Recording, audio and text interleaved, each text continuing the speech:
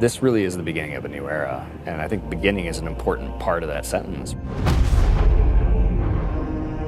This is the first time I think that, in a long time that Bungie has stood kind of on its own.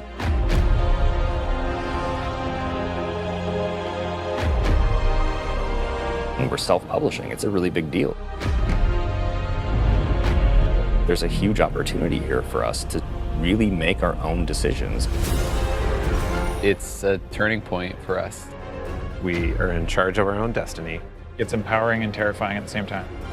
There are only two groups who are going to decide what happens to Destiny next: Bungie and the players who play Destiny.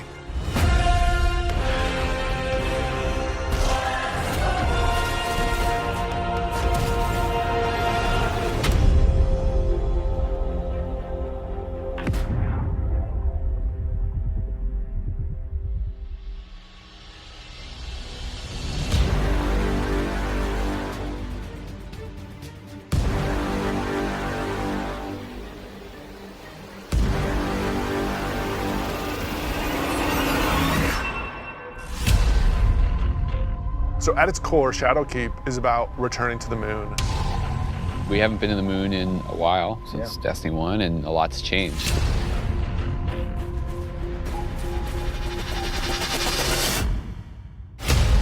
When you go back, it isn't exactly what you thought it was. There's like huge cracks ripped into it. There's a weird scarlet fortress. And so the context of the moon has been updated entirely. This isn't just about the hive anymore.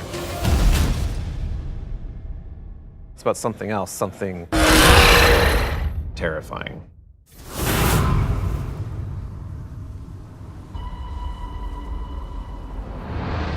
The moon this time around is something really scary that is playing on your fear in a way that hasn't happened before. Before it was, oh, it's a big giant thing and it's scary, but now there's actual some psychological elements to that.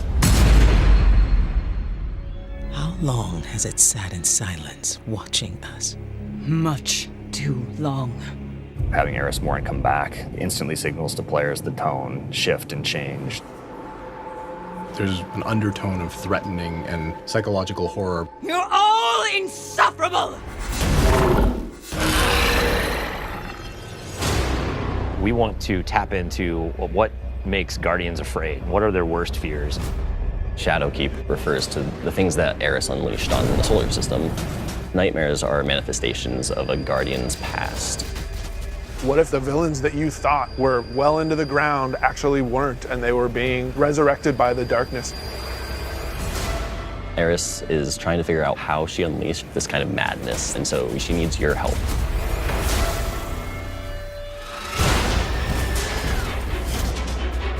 You can't just kill them and make them go away. What if you can't do all of the things that you've grown accustomed to doing? Being unable to achieve what you're trying to achieve, no matter how hard you try. Players, they think we can deal with this. We killed Crota, we killed orcs. Like, no big deal, right? Well, you're gonna get there and you discover it's a bigger deal than you even thought it could be. The darkness is actually a lot closer than you realized. Now you know my suffering.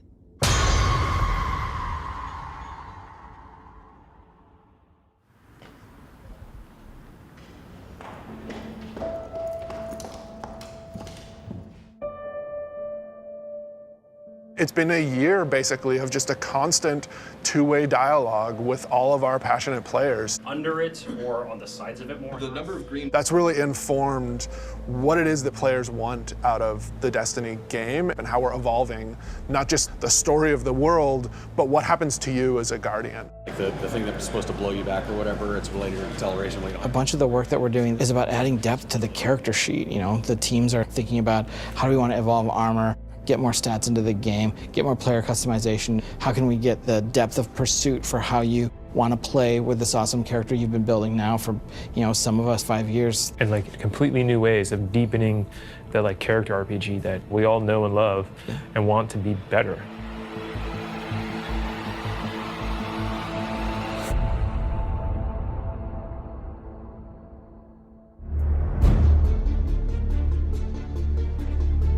In in Shadowkeep, we are fundamentally evolving the systems and moving the world forward. You want to bring some of that sci-fi element back to it, where it's some like panels or something. We've been dancing this line between, like, are we RPG enough? Are we not RPG enough?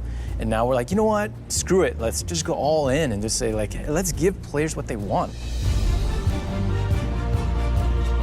Allow them to kind of like customize the players and their habits and their game modes and all that stuff as much as they want to. So in Shadowkeep, what we're doing is changing the way that armor, perks, and mods work pretty significantly. Right now in the game, if you have an armor set that you like the look of, but you have another armor set that you like the way it plays, you're probably going to pick the one that you like the way it plays. Armor 2.0 is focused on allowing you to take the mods that you've unlocked and apply them to any given piece of armor. When I move my cursor over one of these mod sockets, it immediately shows me all of the mods that are available to me. Personally, I'm excited about the artifact. Players just get to kind of like fidget with these knobs and switches and do all the things that they want to do. When you get to this last tier, each of these perks gets relatively close to what an exotic might feel like. That's going to be a lot of fun. It's going to be a lot of fun.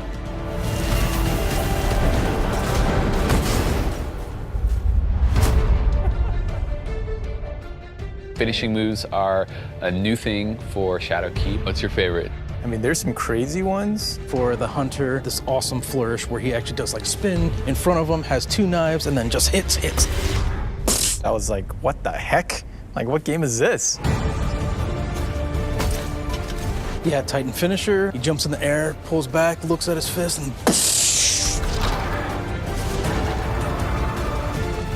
it's kind of like the dunk. There's so many different ways to dunk. You can behind the back, 360, cartwheel, whatever.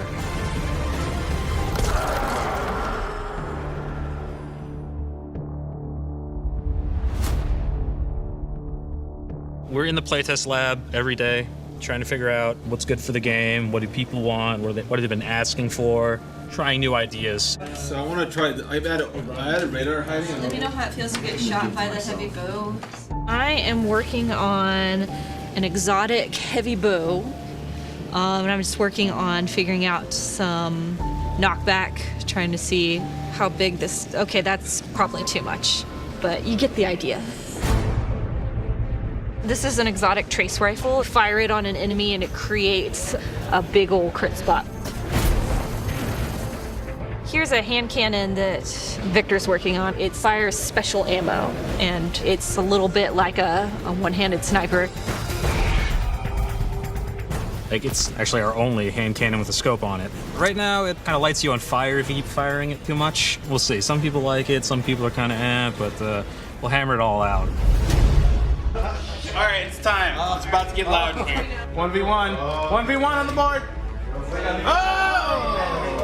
One of the things we really want to focus on, especially with Season 8 and the start of Shadowkeep, is a renewed focus on PvP. You're all on the other team.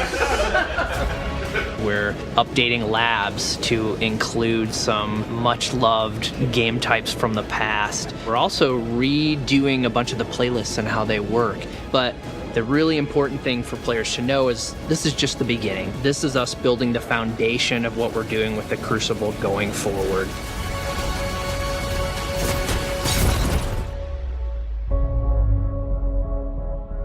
Previously, you would have a 20, 40, 60-hour climb before you could do what's considered in-game content.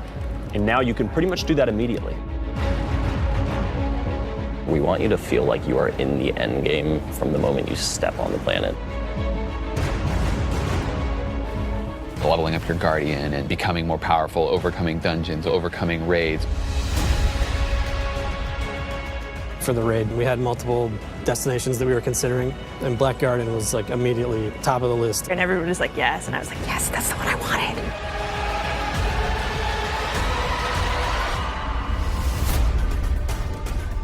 With Forsaken, we've started finding more ways for players to customize and personalize their character and differentiate themselves. Shadowkeep's going to push even further in that direction. The word, which is really guiding us in a bunch of ways, is depth. It's about experiential depth. When we look at how we're thinking about the next 3-5 years, it's really important to us. It's cool to have a game that you can invest in with your friends, tweak your monster killing machine and make it 2% better every weekend, doing different things and figuring out how to craft this perfect build that you feel like is your own. Like, that is cool. There's nothing nerdy about it. We're like happy to own that. We're gonna stand on that corner.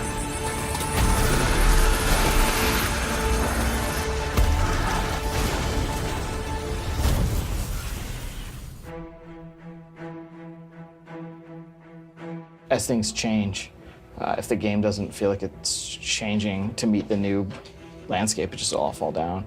You know, part of our DNA is finding different ways to bring people together. We needed a way to crush the barriers between friends. We all have friends who could play Destiny, who are interested in it, but then we think about recommending it like, oh man, you're gonna have to play about 40 hours by yourself, and then you gotta pay all this money, and you know, maybe you should just play something else. And that can't be the story.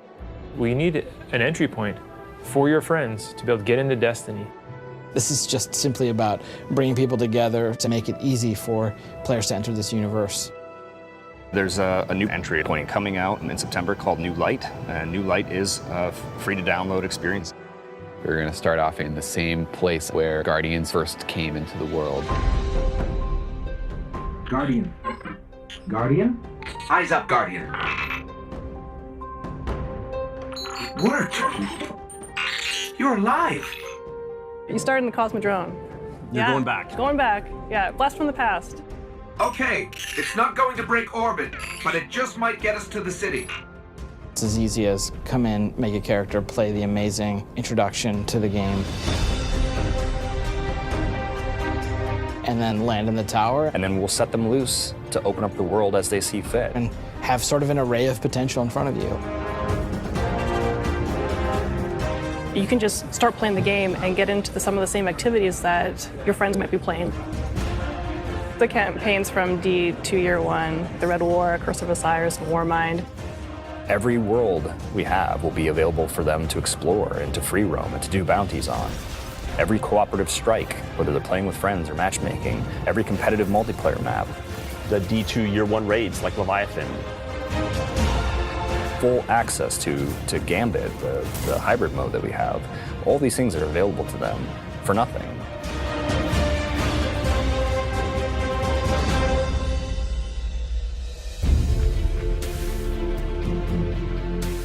We've always said that Destiny is best when you play it with your friends, and we're trying to make it easier. So if your friends who are playing Destiny are on different platforms, we're adding cross-save so that you can move between the different platforms and play wherever your friends are. Like if I'm playing and I want to move over to my PC, I should have my character go with me. We want Destiny to meet you wherever you want to play, so that's incredibly important for us.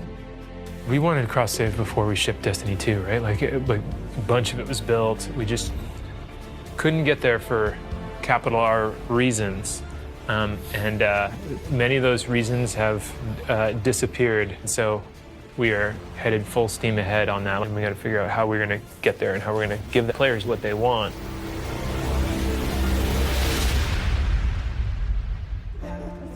As culture as we can get. Thanks, buddy. Our original vision for Destiny was a world that would evolve and change. We're leaning really hard into that because we believe that's where the future of Destiny is. The long horizon for Destiny is to become an evolving world. You know, you're going to tune in to see what's going to happen next. We can completely build Destiny in the vision that we want it to be in. A vision that isn't dictated by a commercial model or a business plan, but our creative vision and what we want to do for our players and what they want us to do with Destiny. We feel like our work isn't done. We have a series of missions that we need to finish before I think we have Destiny in the place that it needs to be, and we're back to, I guess, finish the fight, so to speak.